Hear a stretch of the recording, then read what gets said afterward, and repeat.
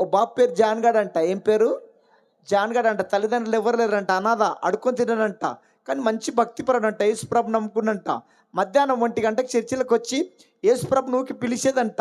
యేసు యేసు నేను జన్నొచ్చా, యేసు నేను జన్నొచ్చా అని యేసుప్రభు నూకి పిలిచేదంట. పిలుస్తుంటే ఆ చర్చి పాస్టర్ గారికి ఓ నా డౌట్ వచ్చిందట. ఏమరా జాన్గా ఏమో రోజు మధ్యాహ్నం 1 గంటకు వచ్చావు, నువ్వు పిలిచిపోతున్నావు ఏందిరా అంటే, నేనెవరిని పిలిచిపోవడం ఏంది, నేను యేసుప్రభుతో మాట్లాడిపోతున్నా అని చెప్పిండంట. ఈడు పిచ్చోడు అని పిచ్చి అని జాన్గాన్ని వదిలిపెట్టినంట. జాన్గానికి టైఫాయిడ్ జ్వరం వచ్చిందంట. టైఫాయిడ్ జ్వరం వస్తే ఎవరో తీసుకుపోయి గవర్నమెంట్ హాస్పిటల్లో చేరిక చేసిరంట. గవర్నమెంట్ హాస్పిటల్ చేరిక చేస్తే ఆ గవర్నమెంట్లు ఇచ్చిన పాలు డబ్బరొట్టె తిని వాళ్ళు ఏడ్చుకుని వాళ్ళు ఇచ్చిన మెడిసిన్ వేసుకొని రోజు దినదినం మంచిగా అవుతా కోలుకుంటా ఉండంట.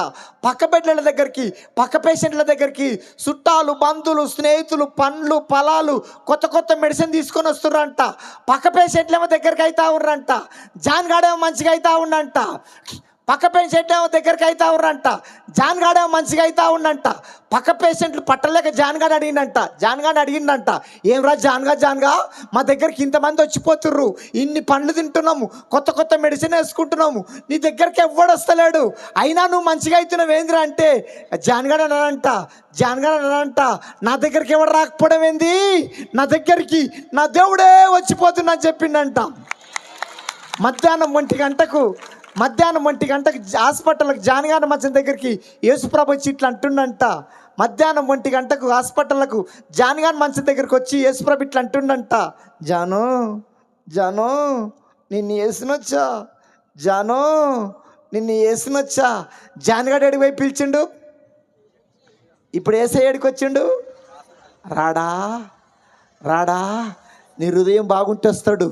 హృదయంలో కార్తీక దీపం ఉంటే రాడు, హృదయంలో మనసు మందారం ఉంటే రాడు, హృదయంలో బీడి ఉంటే రాడు, హృదయంలో గుట్కా ఉంటే రాడు, వస్తాడా? నీ హృదయం, మనమే ఆయనకు మందిరం, మనమే ఆయనకు మందసం. ఈ మందిరం మంచిగుంటే మన దేవుడు మన హృదయంలోకి వస్తాడు. దేవునికి స్తోత్రం. అక్క, మనమే ఆయనకు మందిరం, మనమే 2 కోట్ల రూపాయలు పెట్టి చర్చి కట్టినా చర్చిలో దేవుడు ఉండడు. అట్లాని చర్చిని తప్పుపట్టొద్దు. చర్చిలో దేవుని సన్నిధి ఉంటుంది. చర్చి మూస్తుంది, తెరుచుకుంటే అర్థమైందమ్మా? తాళం వేస్తే మనం తెరిచినప్పుడు తెరుచుకుంటుంది, మూసినప్పుడు మూసుకుంటుంది. అట్లని చర్చిని తప్పుపట్టొద్దు. దానికన్నా ముఖ్యము ఏ మందిరం? మనమే ఆయనకు మందిరం. ఈ మందిరం మంచిగుంటే వస్తాడు. ఈ మందిరంలో చెడ్డ అలవాట్లుంటే, బూతులుంటే, అక్ర సంబంధం ఉంటే రానే. ఒక వాక్యాన్ని చదువుకొని ముందుకెళ్ళిపోదాము. కట్టే కొట్టే అన్నట్టుగా నేను 10:30 వదిలిపెట్టడానికి ప్రయత్నం చేస్తా. గంటన్నర నాకు 9 గంటలకు ఇచ్చారు. మత్తయి రాసిన సువార్త 23వ అధ్యాయం 23వ వాక్యము 23 నుంచి 28 వరకు చదివిపెట్టండి తల్లి, మైక్ తీసుకోండి. మత్తయి రాసిన సువార్త 23వ అధ్యాయము 23వ వాక్యము 23 నుంచి 28 వరకు చదవండి. మైక్ తీసుకోండి.